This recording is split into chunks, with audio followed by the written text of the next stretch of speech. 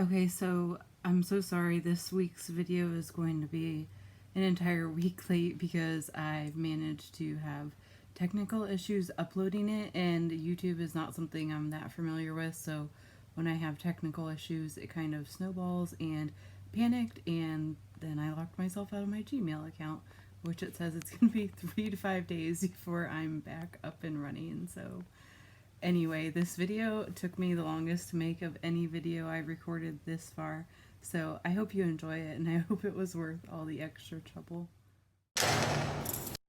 I won't let go. I'm living with a monster that's feeding off of me. Guess I raised you well. Now I'm laid out.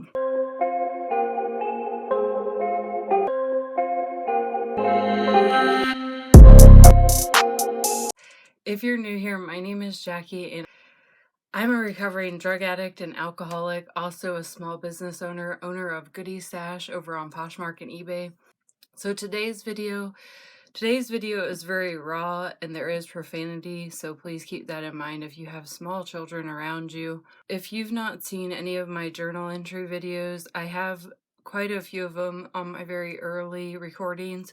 Today I'm sharing with you a journal entry about what it felt like to be lured into the trap of drug addiction and not realize that I was trapped until I felt completely engulfed by my addiction and the lifestyle and the people that I had surrounded myself with. And I felt like I couldn't get out. I felt like I was stuck, right? I'm making it just because if there's anybody else out there that is in this dark place, that feels trapped, that feels stuck, or you know somebody that is struggling with addiction of some kind, and you're trying to maybe better understand what is going on inside their head, this is the purpose of the video. Not that what I went through would be the same as what someone else is going through, but there may be similarities, and it's just to bring more awareness to addiction. And so I want to shed light on the fact that you can go down this really dark hole and you can come back out on the other side, because if it's possible for me to do so, I believe it's possible for anybody to do so. All right, so let's get into it. Cue the dark and moody music. Okay, here we go. I'm raising a monster because nobody loves her, not even her mother. So I keep her locked up, hidden, and kept under wraps. Nobody can see her, nobody can touch her. When I'm all alone, I feed her all I own. All I can handle, all I have, all I can grab, everything I crave, nothing is safe. Then I leave, never speak of these egregious ways. These raging waves, these tidal hits that leave me drowning for air, speech slurred, vision blurred. But no matter how dark it gets, I can take more hits. I push the limits. My only off switch is unconscious. Then I wake to these fits of rage. I can't stand life if I'm not high. I'm holding on for dear life. Don't cave. Don't show your weakness. Not today. I can't quit. Don't say it. I can't even see her size compared to mine. I'm wrestling with a titan. And I'm blind, but we grew up together. I've known you forever, since we were just kids. Now you're full grown, and I never felt more alone. I'm failing to see you're my frenemy, enemy dressed like a sheep. I won't let go. Loving you is all I know. I can't see straight, but I'm okay. Fuck your rehab, not today. I need it. I need it. I need it. If I quit, I get real fucking sick, and then I start to trip, so I'll just live with it. I can manage this. Leave now. We've been through it all. I'm not bowing out. I'm built for this. It's in my DNA. I know no other way to feel like me, to be okay. She's all I have left, yet she's robbing me of me, gutting me with my own hand. I'm fighting a ghost, battling the invisible, talking to myself, cursing the clouds. She won't show herself, but I can feel her slithering around my brain, my heart, squeezing me tight from the inside, breathing down my neck, whispering, "We're BFFs. Fuck it, you're all I have left. I can't see you, but I feel you." Then you bite me for the first time. I can see clearly for a split second in time. I'm overpowered, out of my league. I'm living with a monster that's feeding off of me. Guess I raised you well. Now I'm laid out. I look up and we lock eyes. Only my eyes are locked on mine. Default, deny. I shatter the glass, but to my own surprise, I can't control my footsteps, my thoughts, my hands, my legs. I'm stuck on stupid, on autopilot, cruise no control. You're driving now, but I want out. Full speed ahead, mixed up another dose, fully loaded, here we go. I can't brake, I can't stop, can't slow down, swerving now, can't unwind, rewind, eject this tape of mine that loops and plays over and over the same old shit every time. My thoughts are racing, going 24/7 in 1,000 fucking different directions. My heart skips a beat. I'm afraid of me. I can't help but fear where this is headed next. When I do drop again, make no mistake, do not resuscitate. I can't help but talk shit and blame myself because I welcomed you in with open arms, put you on. Now I'm trapped, surrounded in secrets, buried in shame, fueled by hate, sick and tired of being sick, being stuck, shooting up.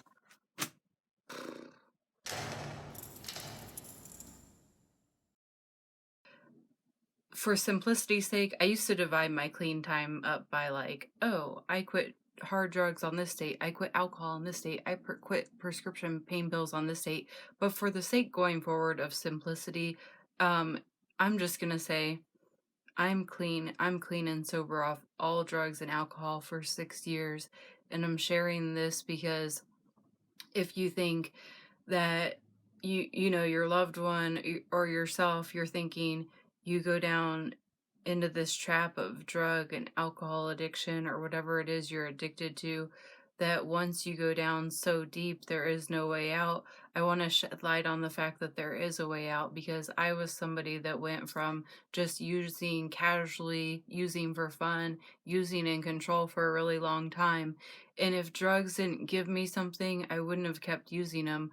This writing is referencing the fact of kind of what it felt like, and the metaphor I'm using is a monster because that is a very real thing. That's the realest metaphor I could come up with to describe the drug addiction, because make no mistake, I take full responsibility for the fact of I picked up the drugs. I chose to use drugs. I chose to use alcohol. Um and that's what I'm referencing uh is like this little gremlin or whatever, like a fucking baby monster is called. It's like this little thing that when I started using, I was just a kid, you know. I was 14 years old. I started using drugs, and this was my little monster. This was my secret. I was raised strictly Catholic, so I was raised to know that abusing drugs and abusing alcohol was a bad thing to do. It was a bad choice. It was a bad decision. The reason I abused them and loved them so much was because drugs were giving me something that I didn't feel any other way in my life.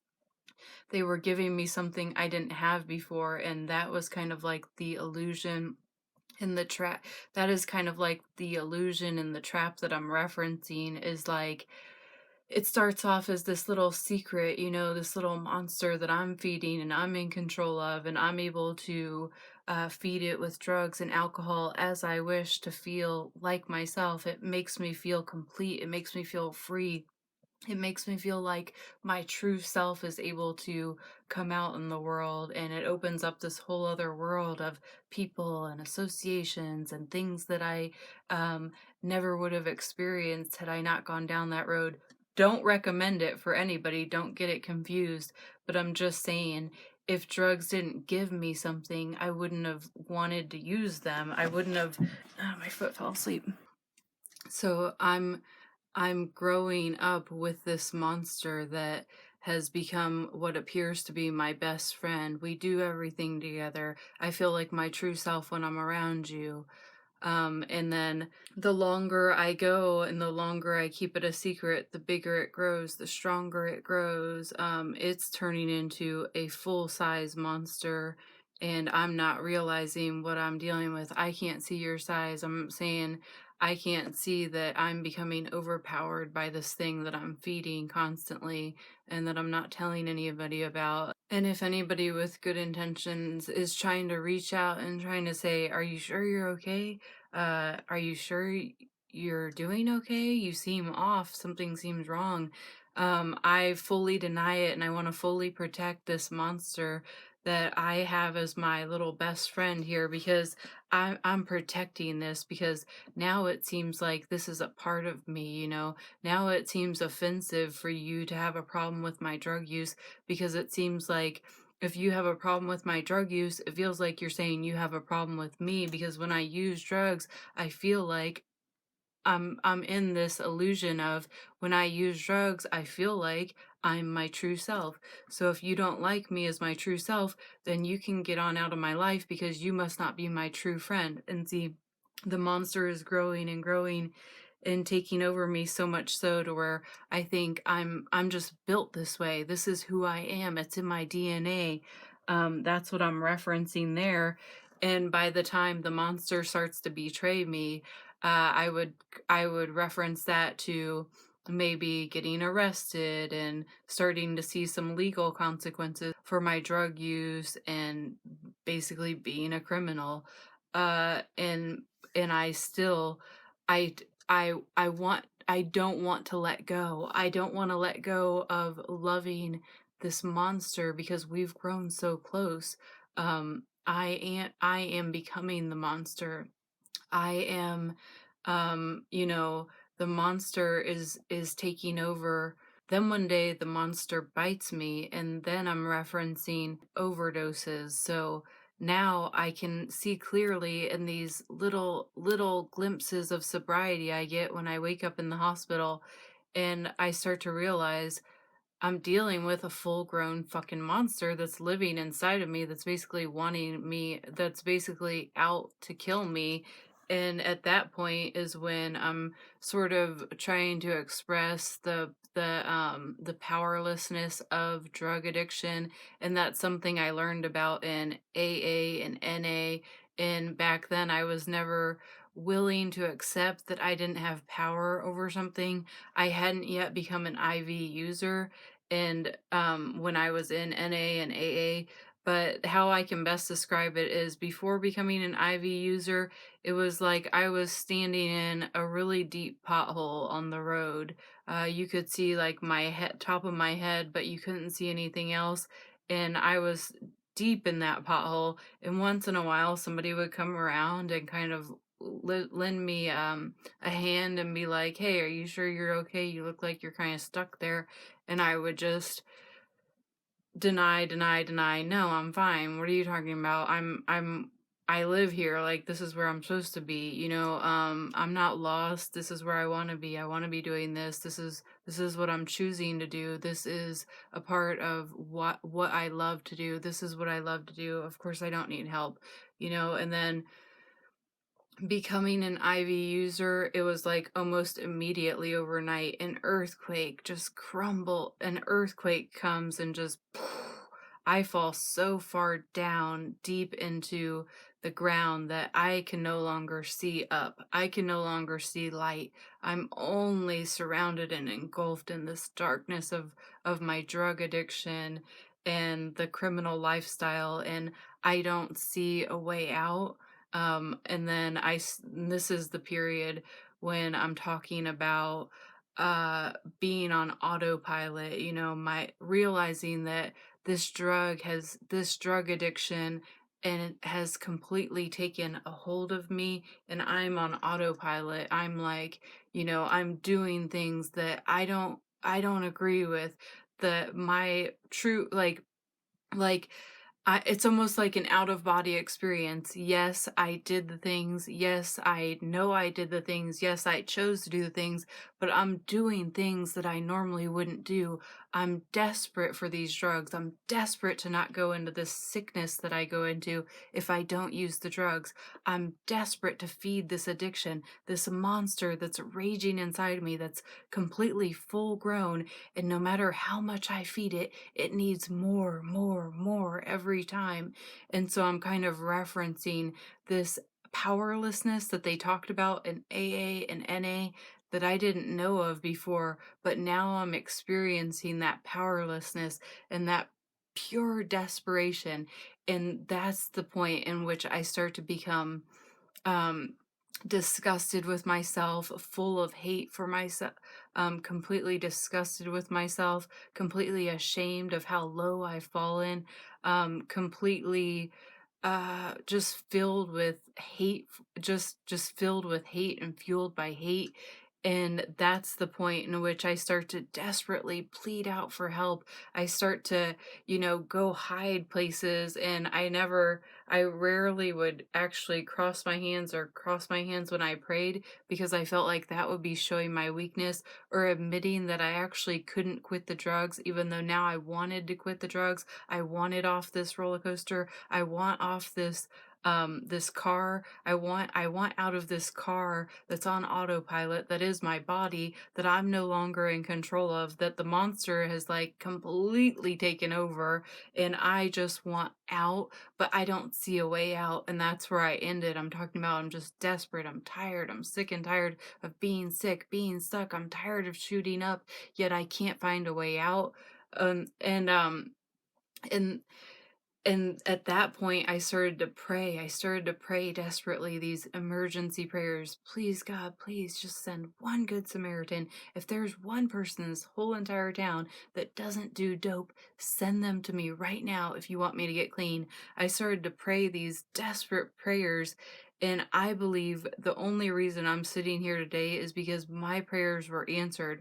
One by one, these random people started showing up that I had never seen. I started to take that extra mile. I started to just do something that I felt afraid to do, but that I was desperate enough to do. I was desperate enough to just walk on the highway and know that somebody that didn't want me to leave this town could just come, swoop me up, and kill me. But I was willing to go ahead and walk on the highway in broad daylight with my thumb out, hitchhiking, like, this is it. If you want me out of this town, come and get me right now, because I have nothing going for me and I want out, right? And I think the door getting kicked in on that house, if I had come to that house 5 minutes later, I would have been in that house. I think the fact that I I think the fact that as I was walking by that house and I see the door get kicked in, and I see that as like, okay, this is my chance. Like, I get to not be in there. I'm not trapped. I'm out. Keep going, keep walking, keep going. And then I chose to just keep on going and hitchhike a ride out of that town. And a good Samaritan stopped and picked me up. And, we've already been through that in my life story, well, the condensed version of my story. So I know this is a controversial subject, and if people find this video later and start commenting on it, I ask that you be respectful of people in the comments. You can agree to disagree on a subject and still be have a mutual level of respect. This isn't going to be a channel where we tear down drug addicts and make them feel shame and guilt over what they're doing, because as somebody that's come through addiction and come out on the other end, I know that shame and keeping all of these feelings inside me for so long continued to fuel my addiction. And it wasn't until I was able to forgive myself and move past the mistakes of my past that I was able to start making progress and not sit in shame and feel like shit because I fucked up my entire life because of the choices I made. I had to come to realize that these choices I made were really harmful and really hurtful to other people as well as myself. but that I had to forgive myself for this, and it was possible to be forgiven for these things. It was possible for me to forgive myself as well. And that was a really important step in me moving forward. And anybody that is still struggling, somebody that's struggling, I really want you to know that you are not alone. You don't have to end your life in your drug addiction. For the longest time, I thought the only way I was going to leave my addiction was through death or to go to prison for the rest of my life. And there is a third option, and that is recovery. And it involves clawing and scratching your way with everything you got to get out of that hole you've gotten yourself in. But the good news is there are people and there are places that are that their whole life's work is dedicated to helping people like us that are struggling with addiction, and help is out there and help is available, and help isn't and nobody is going to come pounding on your door to save you, like maybe I thought for a long time that somebody would magically find me in this dope house that I had been trapped in for years. And the only way I ever got out was taking a risk and just not going back, just staying gone and leaving, and risking that, yeah, I might get killed trying to leave this town that I'm in. Surrounded by, now I'm surrounded by cons, felons, killers, kidnappers, and I had to risk, yeah, I might get killed trying to leave this lifestyle, or I can die in my addiction. So either way, I'm gonna die. I might as well go out trying. I might as well take the risk of trying to get out, because there's the chance that what if I do get out? And thank God I did get out. And I want to end it there for today. And I hope that for more people, and I hope to bring more awareness to drug addiction, and maybe to break down some of these stigmas and stereotypes, and help to understand that if just because you have a drug addiction or you've done horrible things to support your drug addiction doesn't mean that's who you are. It doesn't mean that's where your story has to end up. It doesn't mean you're hopeless. It doesn't mean you're beyond getting help. It just means you fucked up and you gotta fucking fix this shit, right? And you just gotta fix the shit. So please feel free to share this video if you know anybody that could benefit from hearing this message. And thank you for watching. As always, I will see you guys next week.